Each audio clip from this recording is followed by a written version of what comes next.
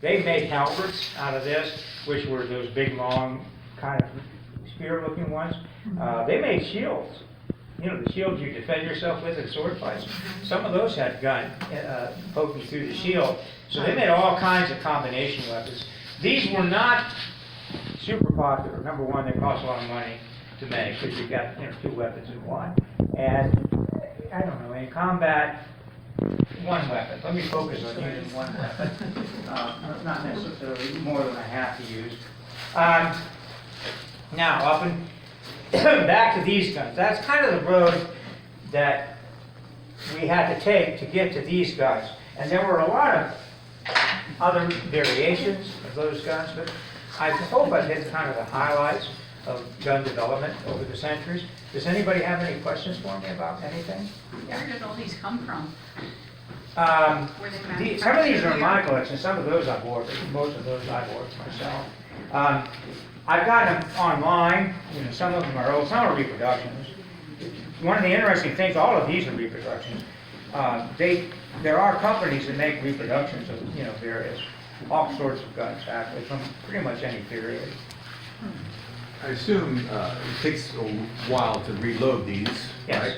So in close battles, you got one shot and then you hand-to-hand, or did No, no. By the time of the American Revolutionary War, actually beginning in the early 1600s, introduction of cartridge, you know, the paper cartridge, we can load muzzle loaders in 15 seconds. Oh.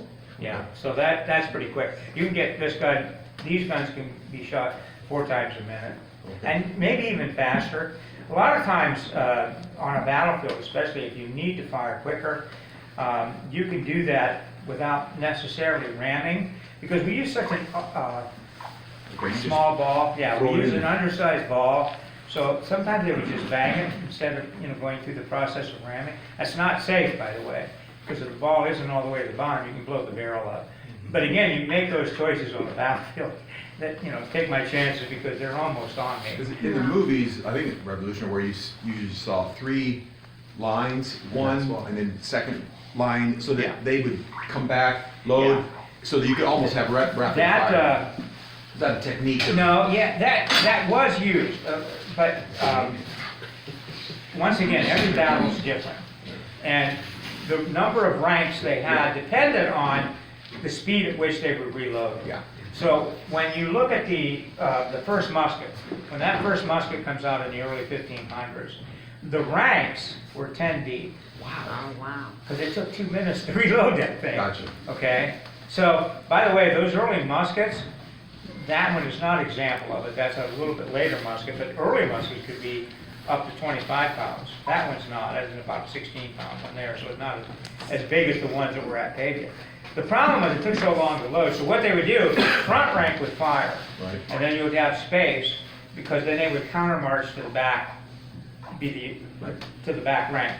And while they were back there moving up, they'd be loading their gun. So hopefully by the time they got back up to the front of the line, they were ready to fire again. So what you're doing now is you're getting, let's say you have 100 men, 10 to each rank. So the first rank's firing 10 guns, then you go back and the next rank's firing 10 guns. But as they shorten the loading time, shorten the amount of ranks, first I think down to 6. You know, now we got more guns in the front rank. The same number of men, but more guns in the front rank. So we're getting more firepower. And then as we speeded that up even more, Gustavus Adolphus actually introduced the paper cartridge in the Swedish king in the early 1600s. He got it down to where he was using 3 ranks.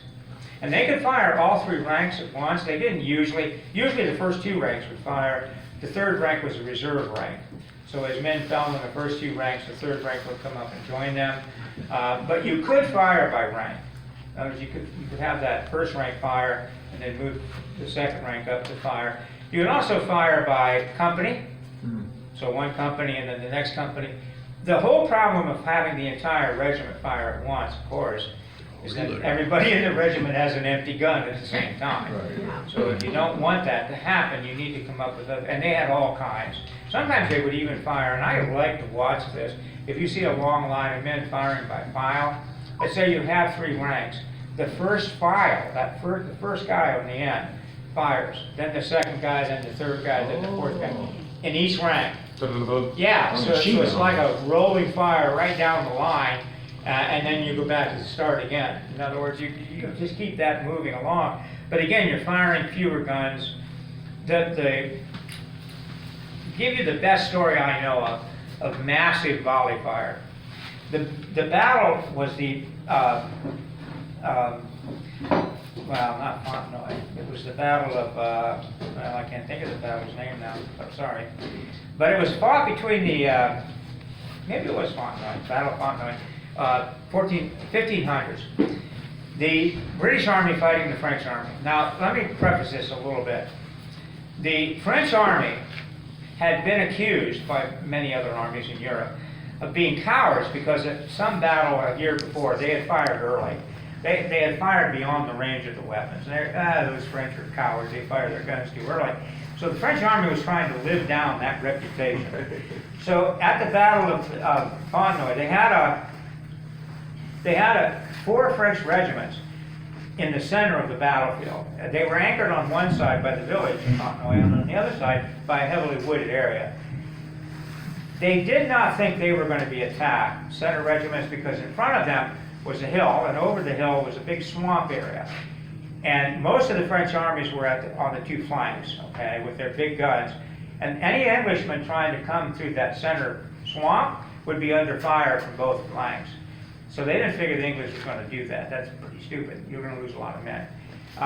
The main fighting was going to be on the flanks, and by the way, it was. But midday, the French line sees a couple British soldiers on the hill.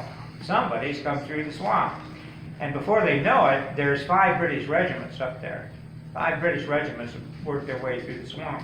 They've taken a lot of casualties. We don't know how many's left.